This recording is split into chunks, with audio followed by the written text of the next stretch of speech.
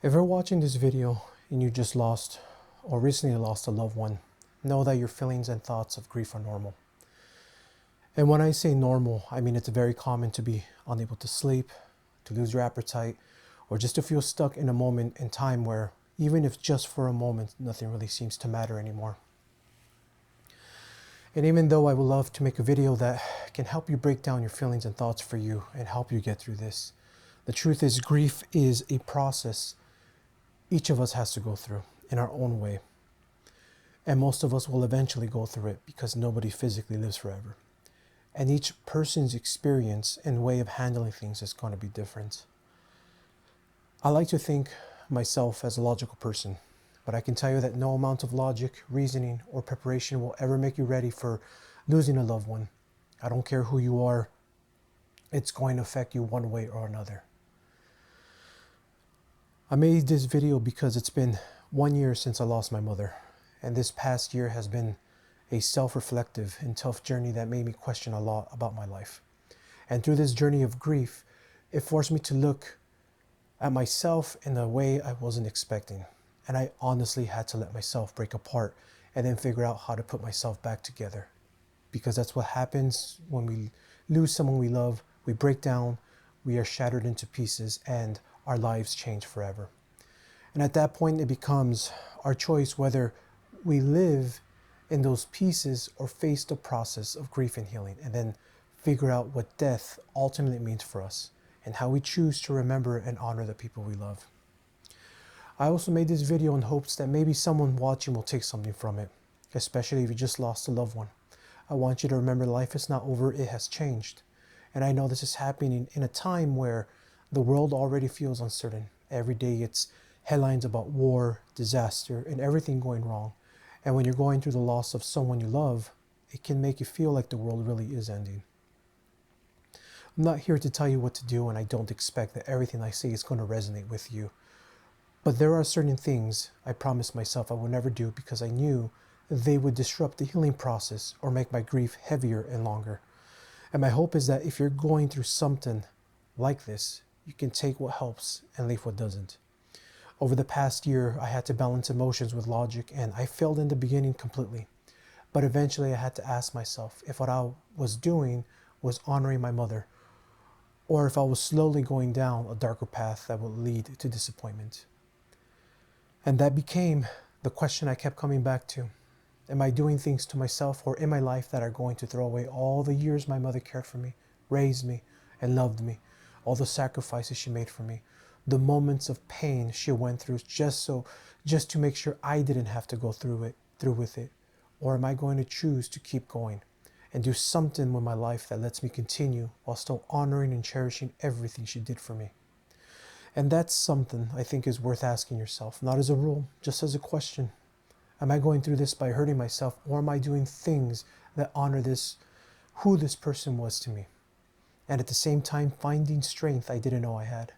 And again, everyone's relationship is different, and how or if we honor someone will look different. But people say grief is proof you really love someone. So here's my list, and again, take what fits. The first one is alcohol. That's one thing I haven't touched in many years, and not for 1 second did I think to drink to numb the pain, because that's what a lot of people do when they don't want to face their demons, the pain or the fear.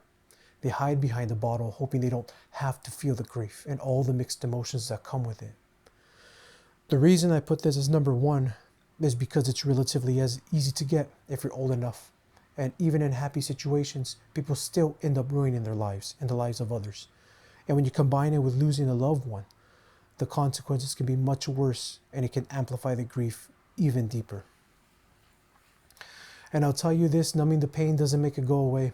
It can actually make you make you afraid of feeling it. And fear of pain can make us make worse decisions than just facing the pain itself. Avoiding alcohol helped me understand my feelings more clearly, and also my thoughts through this process. I couldn't imagine waking up hungover and still having to deal with grief on top of that. I would rather go through grief as sober as I can.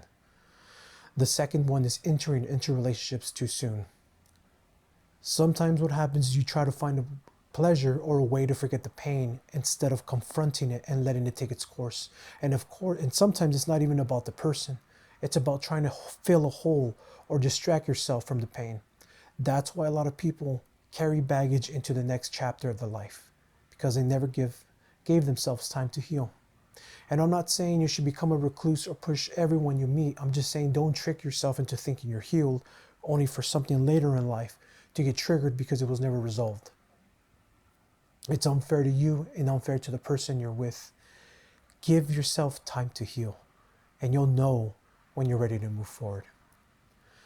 The third one is vices in general.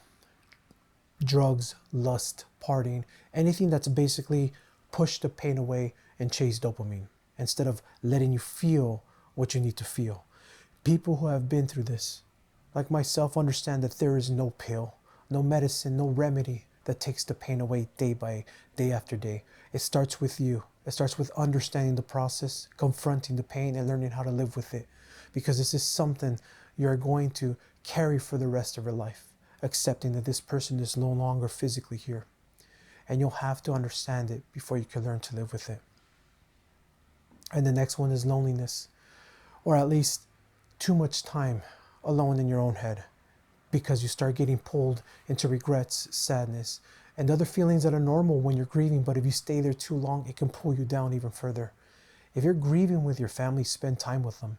And yes, there will be days where you want to be alone and you just need space, and that's normal and even healthy. Just don't stay there too long with your thoughts, because those thoughts can take you into darker places.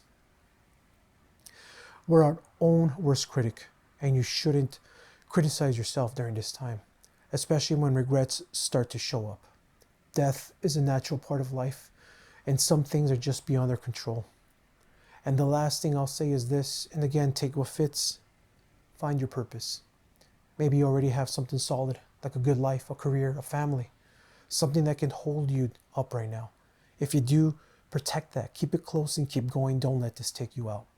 But if you don't have that yet, grief can make you feel wide open, like everything is exposed, and it can make you question your whole life.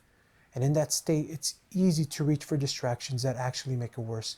So if you're going to distract yourself, try to make it something you can build on, something that helps you, something that turns into a positive thing in your life. And I say that because a lot of the times, the things we end up building don't start at the highlights. They start when we're at our lowest. If you made it this far into the video, you might be wondering why I haven't gone into religion, spirituality, or topics like that. And again, I'm not here to tell you what to believe.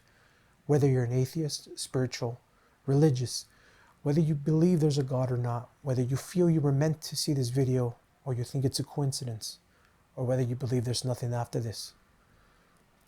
That's something you're going to have to figure out in your own way. And for a lot of people, it becomes part of the journey. But it usually starts with going through the healing process first. And I can tell you that out of that process, you will learn things about yourself you didn't know that were there. And you will find the strength to get through it all. All I'm asking is take the first steps that feel real to you. Because what worked for me might not work for you. And you know yourself better than anybody.